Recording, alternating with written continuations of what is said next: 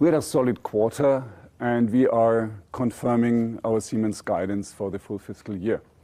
So we have still the demand for our products is strong, and our growth drivers, digitalization and sustainability, they're full intact. You see that from a record high order backlog, 114 billion euros, 2.5 billion euros in industrial profit, which is 14%, same level as prior year. And on the revenue development, we see good growth in smart infrastructure, 6%, mobility 6%, the Healthineers grew by 3%. Our software business, very strong with 19% growth. And it comes to automation, here we see a decline of minus 20%. However, you have to see that against the backdrop of a record high prior quarter, and we see still a weakness in the Chinese market. So overall, there are no structural reasons for that. At the same time, we made good progress on our portfolio. So we agreed with KPS to sell our Innomotics business for an enterprise value of 3.5 billion. We are very happy about that. And also for our Innomotics employees to go into the next phase.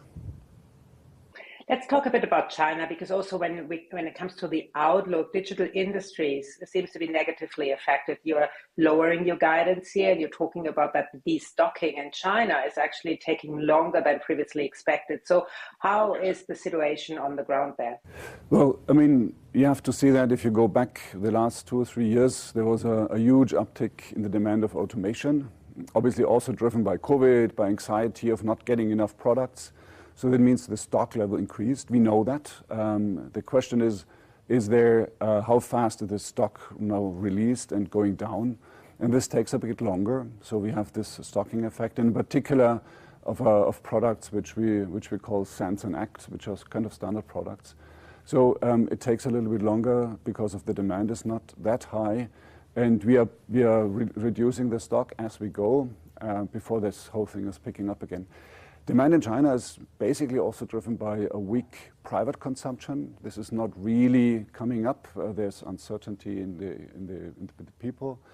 The export is not picking up that well because the global economy is not that strong. You have less direct investments flowing into China because companies want to increase their resilience at the same time. And then you have the impact of the reduced momentum in the construction sector, which was carrying on the economy for so long. So there's a couple of elements coming in. Will China come back? Yes, absolutely, there's no doubt. But it will take a couple of quarters, I guess.